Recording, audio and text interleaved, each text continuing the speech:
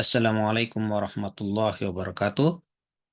Salam sejahtera buat kita semua dan salam bahagia. Sebelum kita membahas siklus refrigerasi multikompresi atau flush chamber, kita lihat kembali yang siklus refrigerasi bertingkat. Ya. Pada siklus refrigerasi bertingkat ini kita lihat bahwa fluida kerja di A, maksudnya siklus atas maupun siklus bawah, itu bisa berbeda. Namun, jika kasusnya siklus atas fluida kerjanya sama dengan siklus bawah, maka alangkah baiknya apabila penukar kalor antara ini, heat exchanger antara ini, itu diganti dengan flush chamber, di mana fluida pada siklus atas dan siklus bawah ini langsung bercampur. Percampuran keduanya ini membuat proses pertukaran kalornya itu akan berlangsung dengan lebih baik. Sementara ini hasilnya kita lihat, seandainya digantikan, maka dia akan menjadi seperti ini. Sementara fungsi lain dari flush chamber di sini, jadi setelah keluar dari katup ekspansi fluida ini dalam kondisi campuran, flush chamber ini akan memisahkan antara yang gas menuju ke sini, kemudian yang cair menuju ke bagian di bawah sini. Diagram TS-nya adalah seperti ini, ya. Jadi ini siklus atasnya, kemudian yang ini yang siklus bawahnya. Di sini 1x-6 maksudnya gini.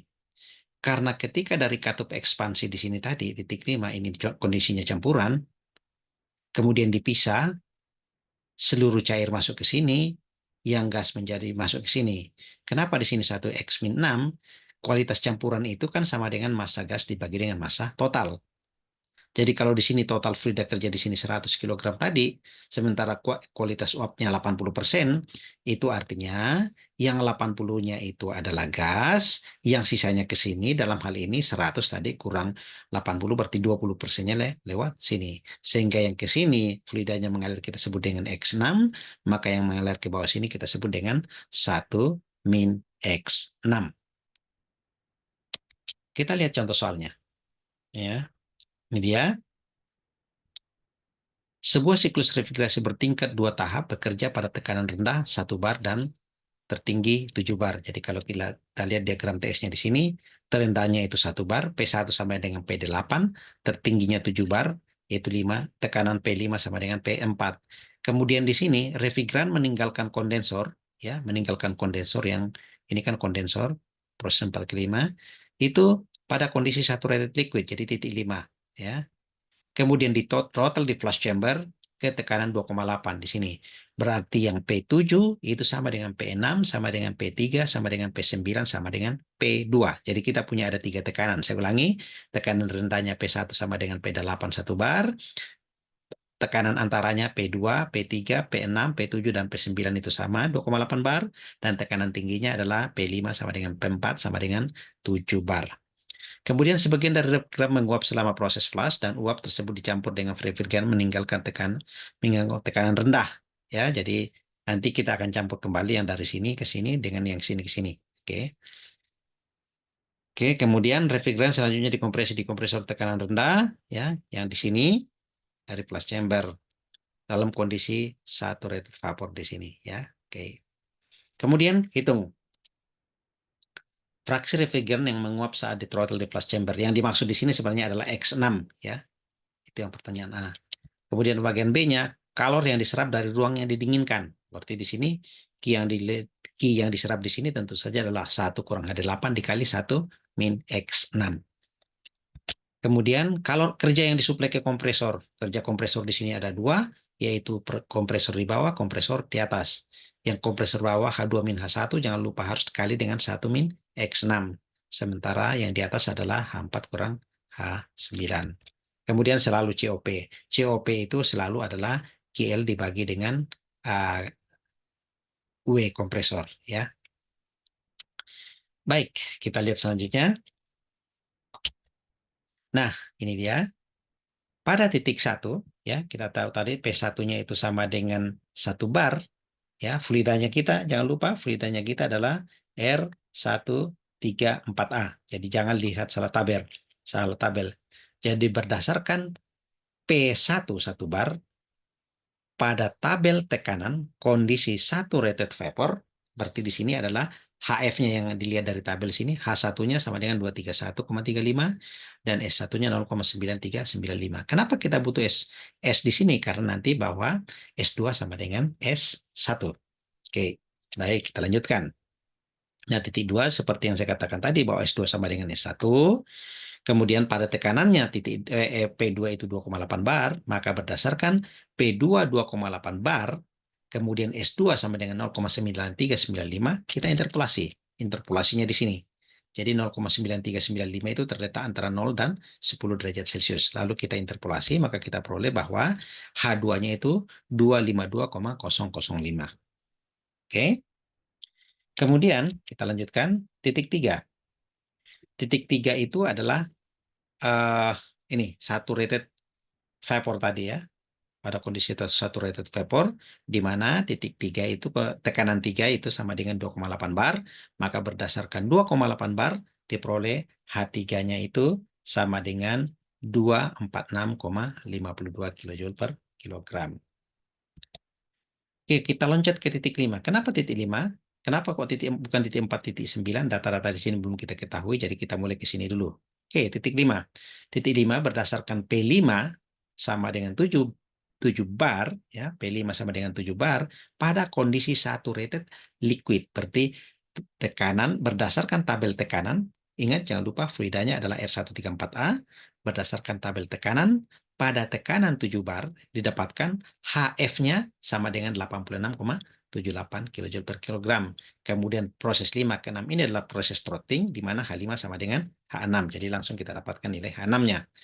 Kemudian berdasarkan ya titik 6 ini, jadi P6 ini adalah tekanannya 2,8 bar, maka berdasarkan 2,86 ini 0,28 bar atau 2,8 bar ini, maka kita dapatkan bahwa HF6-nya sama dengan sekian, Hg-nya sekian. Ini tujuannya nanti untuk mencari nilai X6 ya. Oke, karena X6 itu sama dengan tentu saja H6 kurang HF6 dibagi dengan Hg6 kurang HF6 ya. Baik. Kita lanjutkan. Kemudian titik 7 ya. Titik 7 itu kondisinya saturated liquid ya, pada tekanan 2,8 bar. Berdasarkan tekanan 2,8 bar, tabel tekanan ya, kemudian cari yang HF ya, tentu saja sama saja dengan ini 48,39 kJ per kilogram. Selanjutnya kita lihat titik 8, proses throttling H7 sama dengan H8 ya. Kemudian selanjutnya kita lihat, jadi sudah ada titik ini. Yang kita belum ketahui adalah titik 9 dan titik 4. Baik, kita lanjut ke fraksi refrigeran yang tadi saya bilang X6. Jadi X6 tadi itu adalah H6, HF6. Tadi H6-nya kita sudah lihat tabelnya, hasilnya HF6-nya juga sudah, Hg6-nya juga sudah kita dapatkan tadi, maka kita tinggal masukkan, diperoleh X6 sama dengan 0,19,38 atau 19,38%. Selanjutnya,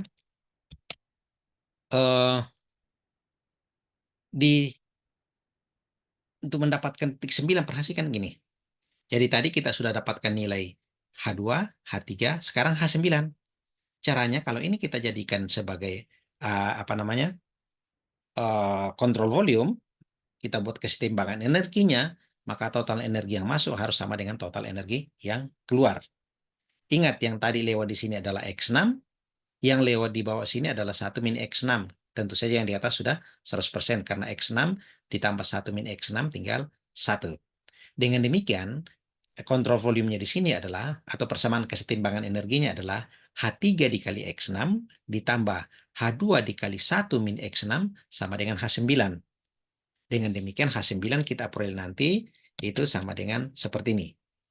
Jadi 9 sama dengan X6, ya saya ulangi X6 dikali H3, kemudian yang ini 1 min X6 kali H2. Dan kita masukkan nilai-nilai yang kita sudah diperoleh H9 sama dengan 250,943. Berarti H9 sudah diketahui. Sekarang mau mencari H4, dengan terlebih dahulu harus mencari S9. Ingat, titik 9 itu kita sudah ketahui entalpinya dan tekanannya, yaitu 2,8 bar tadi. Berarti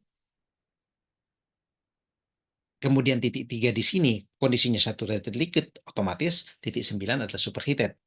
Pada kondisi superheated, tekanan 250,943, tekanan 2,8 bar, kemudian entalpi 250,943, maka dengan interpolasi kita akan dapatkan nanti nilai S9-nya itu sama dengan ini, ya.